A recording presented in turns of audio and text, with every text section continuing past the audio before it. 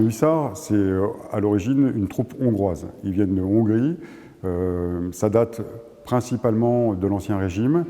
Sous les Habsbourg, certains nobles fuient la Hongrie et le régime des Habsbourg, sont chassés et beaucoup se réfugient en France.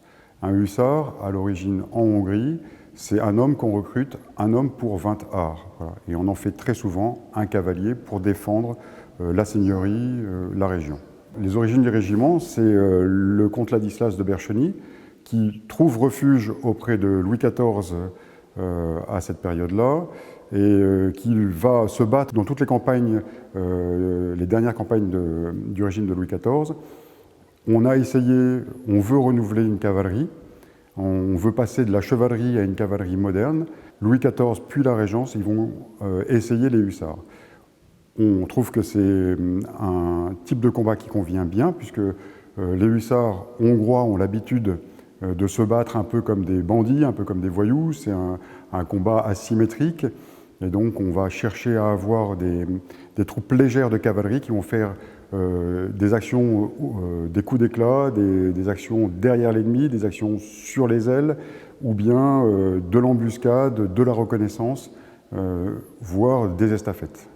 Ladislas de Bercheny se voit confier par le régent la mission de monter un régiment. Il va aller à Constantinople, voir les nobles hongrois qui sont réfugiés à Constantinople. Il monte un régiment, et ce régiment est officiel sous Louis XV. De Louis XV jusqu'à maintenant, le régiment a participé à toutes les guerres qu'a connues la France. Au feu, on l'appelle encore Régiment de Bercheny ou Hussards de Bercheny. Il s'illustre dans toutes les campagnes de la Révolution, alors que finit de se fixer sa figure légendaire. Sous l'Ancien Régime, on en a un peu parlé, mais c'est surtout la grande épopée de l'Empire. Alors ça commence un peu avant l'Empire, puisque ça commence sous la Révolution française, où là on participe à Valmy, mais surtout on s'illustre à Jemmapes.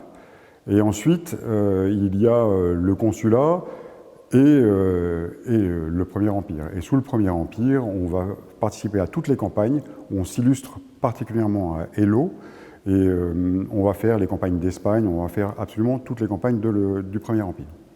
Arrivera le Second Empire, avec Sébastopol, avec nos premiers pas à l'étranger, notamment en Algérie. La première fois que le régiment met les pieds en Algérie, c'est sous le Second Empire. La charge de Sedan, où le régiment est dissous sous le feu de l'ennemi, parce qu'on mène une charge avec la division Marguerite, on se fait laminer. Et puis arrivera, bien sûr, la Première Guerre mondiale, avec la participation du régiment au départ à cheval. Et puis arrivera la guerre de tranchées. Et là, on va escadronner, c'est-à-dire qu'on va non pas travailler en régiment, mais en escadron. On va notamment s'illustrer au Morom et puis à Verdun. Voilà. La Seconde Guerre mondiale arrive. Sous cette période-là, en 1940, le régiment résiste au Mont-Dieu face à une division allemande, mène un combat héroïque. Et puis arrive l'armistice, le régiment est dissous, se recrée sous forme de régiment FFI, et puis arrivera à la fin de la Seconde Guerre mondiale son épopée parachutiste. Alors il devient parachutiste, au départ il est prévu pour être dissous. Le général de Gaulle et le gouvernement provisoire veulent restructurer l'armée, et donc faire un peu le ménage parmi tous les régiments qui se sont recréés sous la forme, notamment à partir de bases FFI ou FFP.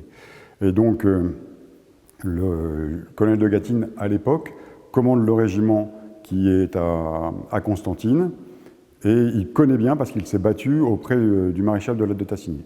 C'est un coup de bol, parce que le maréchal de Latte de Tassigny fait une dernière inspection du régiment, mais est séduit. La légende dit qu'il a tellement été impressionné par le régiment lors de la revue qu'il a faite, qu'il a décidé de maintenir le régiment et d'en faire un régiment, le premier régiment de l'armée de terre parachutiste. Le régiment il participe absolument à tous les conflits. Ça va être tout ce qu'on connaît en Afrique, dans les Balkans, en Afghanistan, dernièrement encore au Mali. Étant une unité de la 11e DP puis de la 11e BP, on a participé absolument à tous les conflits auxquels la brigade a participé.